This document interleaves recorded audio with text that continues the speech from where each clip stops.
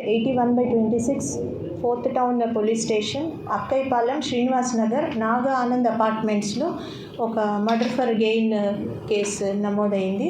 అక్కడ పిల్ల పార్వతి అనే 53 years old లేడీ మర్డర్ చేయడం జరిగింది. ఆమె ఒంటి మీద ఉన్న బంగారాన్ని కూడా తీసుకోవడం జరిగింది. అది కేసు రిజిస్టర్ చేసి ఇమీడియట్గా ఇన్వెస్టిగేషన్ స్టార్ట్ చేశాము. క్రైమ్ వింగ్ ఎక్సలెంట్గా వర్క్ చేసి ఒక 2 hours-లోనే ఎవరు చేశారు, ఈ అఫెన్స్ ఎవరు చేశారు, అట్లాగే ప్రాపర్టీని కూడా 100% రికవర్ చేయడం జరిగింది.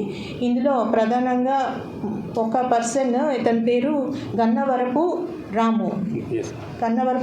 ఇతను మన దగ్గర వేసిన నైబర్హుడ్లోనే ఒక బార్బర్ షాప్లో గత 20 సంవత్సరాలుగా కూడా బార్బర్గా పనిచేస్తున్నాడు. ఈ డిసీజ్ ఎవరైతే ఉన్నారో ఆ లేడీ వాళ్ళు ఈ షాప్ని అతనికి అద్దెకి ఇవ్వడం జరిగింది. అదే షాప్లో వాళ్ళ షాప్లోనే రెంట్కు ఉంటున్నాడు. అయితే దీనికి మోటివ్ ఏమని తెలిసిందంటే విచారణలో ఇతను గత 2-3 నెలలుగా వాళ్ళకి అద్దె చెల్లించడం లేదు. వాళ్ళు అద్దె చెల్లించాలని గట్టిగా అడగడం జరిగింది నిన్నటి రోజున. అయితే ఇతను రీసెంట్గా ఆ షాప్ని రెనోవేషన్కి కొంత అమౌంట్ని కూడా బాగా పెట్టాడు. ఇప్పుడు వాళ్ళకి అద్దె ఇవ్వకపోతే ఖాళీ చేయాల్సి వస్తుందని ఆ కోపంతో అతను వాళ్ళ ఇంటికి వెళ్ళినప్పుడు ఆవిడ ఒంటరిగా ఉంది. వాళ్ళ హస్బెండ్ కూడా షాప్కి వెళ్ళడం జరిగింది. ఉన్నప్పుడు ఆ హీటెడ్ ఆర్గ్యుమెంట్లో ఆమెను చంపడము, ఆమె ఒంటి మీద ఉన్న నగలు ఏవైతే 100% రికవరీ చేసామో ఇప్పుడు యూ కెన్ సీ దట్ ఇది చేసి అతను ఎవిడెన్స్ని కూడా దాచిపెడదామని అది సైంటిఫిక్గా మేము ఐడెంటిఫై చేయడం జరిగింది. తన డ్రెస్ని కూడా వేసుకున్న షర్ట్, వచ్చినప్పుడు ఒక షర్ట్, వెళ్తున్నప్పుడు ఇంకొక షర్ట్ వేసి ఇలాగా అనేక విధాలుగా ప్రికాషన్స్ తీసుకుంటూ తప్పించుకుందామని ప్రయత్నం చేశాడు. బట్ అది సాధ్యం కాలేదు. వితిన్ 2 hours క్రైమ్ టీమ్ అతన్ని క్యాచ్ చేయడము, ఈరోజు ఆయన్ని అరెస్ట్ చేసి రిమాండ్కి కూడా తరలిస్తున్నాం. ప్లాన్ తోటే వచ్చినట్టు మనకు తెలుస్తుందండి. మనకి సైంటిఫిక్ ఎవిడెన్స్ ఉంది. అతను రెక్కి కూడా ముందుగా కూడా వచ్చి చూసుకొని అవకాశం కోసం వెయిట్ చేస్తూ ఇది చేసినట్లు మనకు తెలుస్తుంది.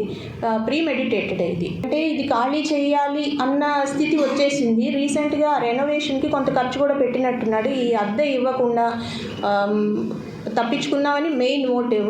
బట్ వాళ్ళు ఖాళీ చేసేయమని చెప్తున్నారు. అదంతా నష్టపోతాడు కదా, దానికోసం అతను ప్లాన్ చేసి ఇది చేశాడు. దాదాపు 5 తులాస్ ఆమె ఒంటి మీద చెవి దుద్దులు, మంగళసూత్రం ఒకటి, నల్లపూసలు అండ్ మనకి వాళ్ళు రిపోర్ట్ చేయలేదు. బట్ అడిషనల్గా ఇంకో గోల్డ్ చైన్ కూడా ఆమె ధరించున్నారు. అది కూడా మనం ఈ పర్సన్ కన్ఫెషన్లో వాళ్ళ ఇంట్లోంచి రికవరీ చేయడం జరిగింది. అతని ఇంట్లోంచి అది మనకి 2 hours పైగానే పట్టింది.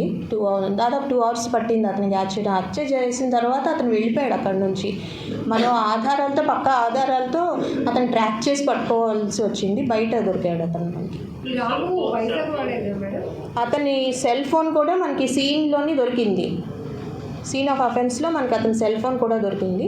Local person and more than 30 years, ఒరిజినల్గా నేటివ్ ఆఫ్ శ్రీకాకుళం, 35 yearsగా ఇక్కడే నివాసం ఉంటున్నాడు. ఈ షాపు ఒక 20 years నుంచి వీళ్ళ షాప్లో రెంట్కి తీసుకుని అతను బిజినెస్ చేస్తున్నాడు. సీసీ కెమెరాస్ మనకి చాలా వైటల్ పీస్ ఆఫ్ ఎవిడెన్స్ని ఇచ్చాయి, క్లూస్ ఇచ్చాయి.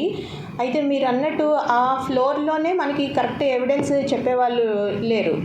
ఒక ఇమీడియట్ నైబర్ అయితే ఆ టైంలో తను బయటకు వెళ్ళాను, అప్పటికే 1/2 hour బిఫోరే బయటకు వెళ్ళానని ఒకళ్ళు చెప్పడం జరిగింది. వేరే వాళ్ళైతే మేము ఎవరిని గమనించలేదని కూడా చెప్పారు.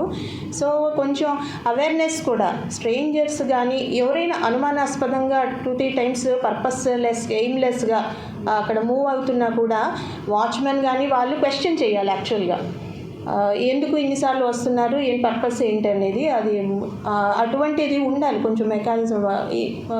అపార్ట్మెంట్స్లో ఉంటున్నప్పుడు నైబర్స్ కూడా కొంచెం గమనిస్తూ ఉండాలి, ఏంటి ఫ్లాట్స్ పక్క వాళ్ళ ఏం జరుగుతుందని కొంచెం అలాంటి చర్యలు తీసుకోవాలి. సీసీ కెమెరాస్ అయితే మనకి ఈ కేసులోనైతే సీసీ కెమెరాస్ ఉన్నాయి.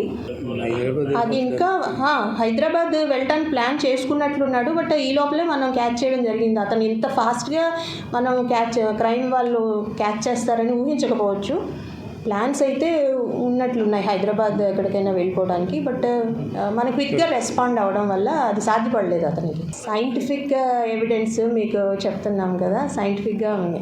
ఫోన్ అతను ఆ కంగారులో హత్య చేసి పారిపోయే హడావుల్లో ఆ మృతురాలి దగ్గరలోనే వాళ్ళింట్లోనే పడేసుకుని వెళ్ళిపోయాడు. అది ఫస్ట్ మనకి తర్వాత మనకి తెలిసింది అది అతనిది అనేది.